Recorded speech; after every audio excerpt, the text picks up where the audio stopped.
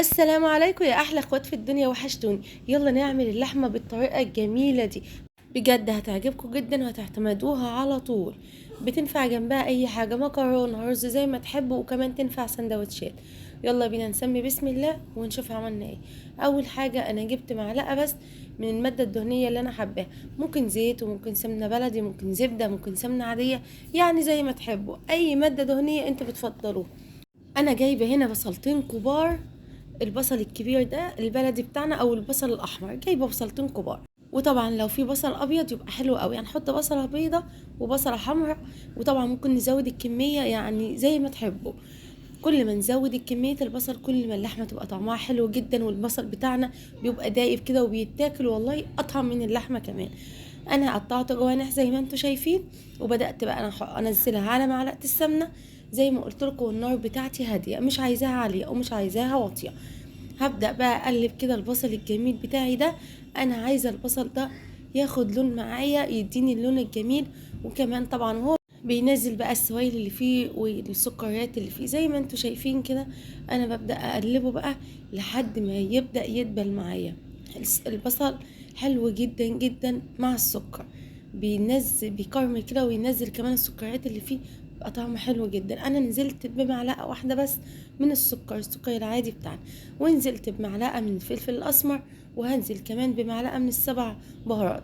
حلو قوي كده، حلو كده. هفضل بقى اقلب لحد ما السكر بتاعي يكرمل مع البصل ويديله طعم حلو قوي. وما تخافوش من معلقه السكر دي، هي بس بتضيف طعم حلو، لكن طعمها مش بيبان ولا بيغير طعم اللحمه غير للافضل. يعني بيخلي البصل بتاعي مكرمل كده والسكر بتاعه زايد، بيدي طعم حلو قوي.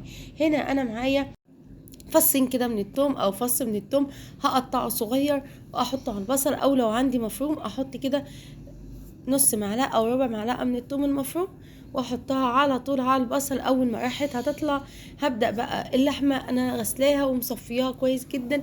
اللحمه هنا عندي متلجه، مفيش اي مشكله، ممكن نستنى ما تفك لو مش مستعجلين. لكن انا الحقيقه كنت مستعجله فحطيتها وهي متلجه. اهم حاجه تكون مصفيه الميه بتاعتها كويس جدا. يعني انا بطلع اللحمه بتاعتي بغسلها واحطها في مصفى. لازم اصفي كل الميه اللي فيها، ما يكونش فيها اي ميه خالص، عشان الميه دي اللي بتخلي اللحمه بتاعتي او الفراخ بتاعتي تكون زفرة. فلازم بنعمل اي لحوم او اي فراخ او بط او اي حاجه من دي، لازم نحطها في مصفى تصفي كويس جدا بعد ما نغسلها. هنا بقى انا خليتها تاخد لون من الناحيه دي، وبدات اقلبها على الناحيه التانية عشان تاخد لون كمان، وكمان تفك معايا. وهنا زي ما انتم شايفين انا بحاول كده ان انا اخلي البصل يجي فيها كلها. هي مش هتاخد اي وقت خالص وهتفك معايا، ونقدر نفكها بسهوله. لو انتوا مش مستعجلين عليها هنسيبها 10 دقايق او ربع ساعه في ميه عاديه من الحنفيه، مع شويه من الملح وشويه من الخل، وهنسيبها تفك براحتها. هتفك معانا على طول. لكن هنا انا حطيتها متلجه زي ما قلت لكم.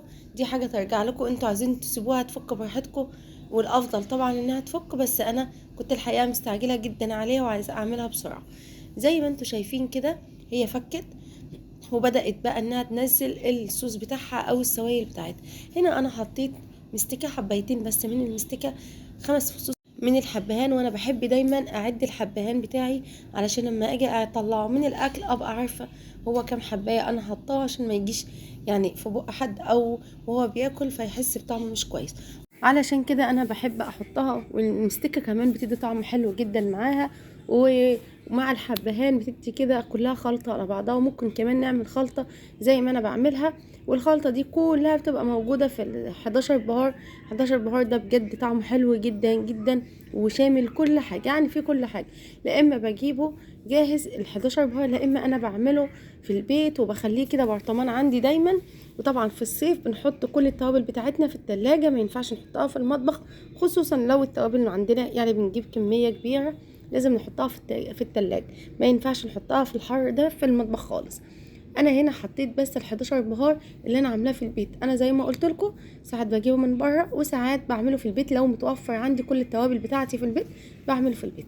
هنا انا بعد ما حطيت اللحمه بتاعتي وشوحتها كويس جدا مع البصل، وعملت لي الصوص كده، الصوص بتاعها تقيل بجد، طعمها حلو جدا. حطيت بقى معلقه الصويا صوص او دبس الرمان، يعني المتاحه عندنا، مش هيقول لا، بيديها طعم حلو جدا وبياخدها كده في مكان تاني. بجد طعمها حلوة جدا وسهلة وبسيطة متاخدش وقت. وبنعمل بقى جنبها شوية من الرز شوية من المكرونة، تعملوها بقى سندوتشات زي ما تحبوا. والبصل بتاعها بصوا دايب دوب ما شاء الله، والبصل بتاعها كده مخلي الصوص معاها تخين كده ولازق، طعمه حلو جدا جدا. لو عجبكم الفيديو ما تنسونيش في الاشتراك في القناة، حاجة بتفرحنا وبتساعدني يا احلى اخوات في الدنيا، واللايك والشير عشان يوصل لكل حبايبنا واصحابنا، والقناة تكبر بيكوا وليكوا، وكمان تفعيل الجرس عشان يوصل لكم مني كل فيديو جديد اقتصادي من سما ام البنات. هنا بقى فضيتها في صينية او في قالب ودخلتها الفرن، حاجة كده طعمها